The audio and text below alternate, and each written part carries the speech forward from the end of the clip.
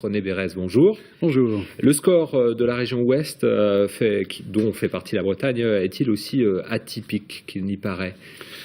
Alors, il est atypique dans la mesure où le Front National n'arrive pas en tête, puisqu'il n'y a que deux régions qui c'est arrivé. Et pour la L'Île-de-France et la région Ouest. L'Île-de-France, et on connaît le phénomène urbain parisien. Donc, c'est la seule véritable région de province, si je puis dire, qui ne met pas le Front National en tête. Elle n'est pas atypique dans la mesure où le Front National partait de tellement bas qu'on se doutait bien que ce serait quand même compliqué d'arriver en tête. Et quand on regarde les résultats, on se rend compte que ça se joue quand même à assez peu de voix. Le Front National a quand même failli arriver en tête dans notre région. L'UMP gagne avec un gros pourcent d'écart, qui ne représente pas du tout ce qu'on a vu lors des élections précédentes, et notamment en 2009, où le Front National ne faisait que 3% des voix. Alors on va écouter tout de suite la réaction d'Éric Deschamps, le secrétaire départemental dans le Finistère pour le Front National. Je pense que en fait, la région Ouest a été préservée jusque-là un petit peu des problèmes immigration, chômage et autres. Ces problèmes-là arrivent malheureusement également dans l'Ouest. C'est pour ça que justement nos résultats s'améliorent de jour en jour. Voilà, alors des attentes fortes de la part du FN. Et puis un rebondissement aujourd'hui, Joël Bergeron, qui était élu pour cette région Ouest, démissionne, sans doute sous la pression du parti. Elle est remplacée donc par le secrétaire départemental d'Ille-et-Vilaine qui s'appelle Gilles Penel. C'est une surprise ou c'était déjà prévu ? Alors c'est scandaleux.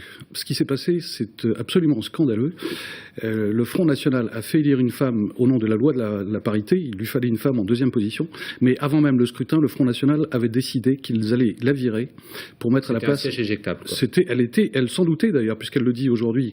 Elle a démissionné de tous ses mandats. Elle savait qu'elle était sur un siège éjectable. C'est un contournement total de la loi sur la parité qui vient d'une formation qui donne des leçons à tout le monde. Ce qui s'est passé là est absolument scandaleux. Si on éjecte une femme, il faut mettre une femme à sa place. Il ne faut pas mettre un homme. Si on respecte la loi sur la parité, tout ça c'est un coup monté par le Front National. Et avec toutes les leçons qu'ils ont données pendant cette campagne, c'est absolument intolérable.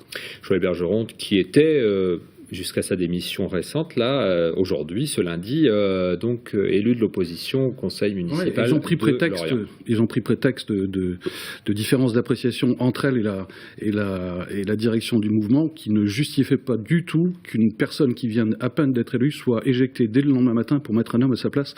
Je le répète, c'est scandaleux. René Bérez, on continue sur l'UMP qui conserve 3 sièges, et je vous propose d'écouter la réaction d'une sortante, Agnès Lebrun, qui était en 4e position et donc qui n'est pas élu.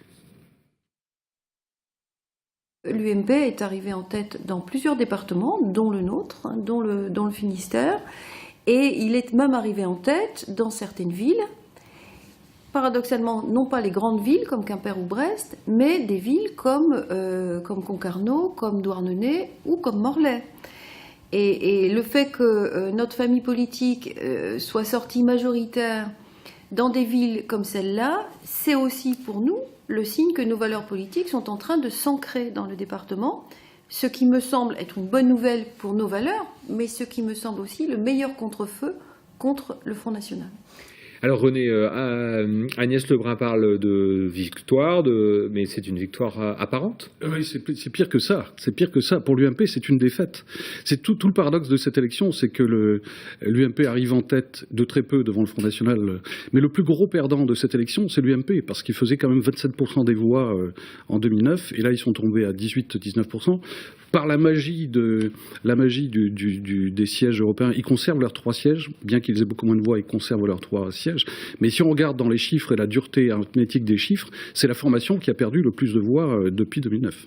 Allez, on va parler chiffres encore avec un gagnant, mais c'est qu'en apparence aussi, Christian Troadec, qui n'a pas de siège dans cette région ouest, mais qui fait quand même 11% sur le Finistère. C'est un score finalement... C'est un score assez inattendu. Alors, cette élection se caractérise par le nombre de gagnants. On a l'impression que tout le monde a gagné. C'est-à-dire le Front National, qui fait une grosse progression, est un des gagnants de cette élection.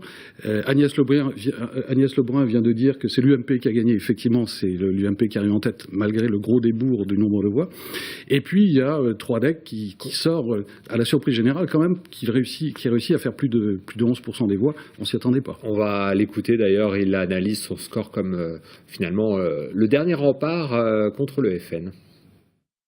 On constitue aujourd'hui ce qu'on représente par nos 11%, le vrai antidote au Front National, et que au lieu de laisser les gens dans le désespoir et la souffrance, tel qu'on a pu le voir ces derniers mois dans la fermeture de plusieurs usines agroalimentaires, eh bien, il faut leur proposer des solutions pour reconstruire une économie solide avec de l'emploi et surtout la possibilité de créer de la richesse et faire en sorte que les gens puissent vivre, décider et travailler au pays, tout simplement. Voilà la réaction donc de Christian Troadec au lendemain de cette élection. Merci beaucoup, René, de cette analyse.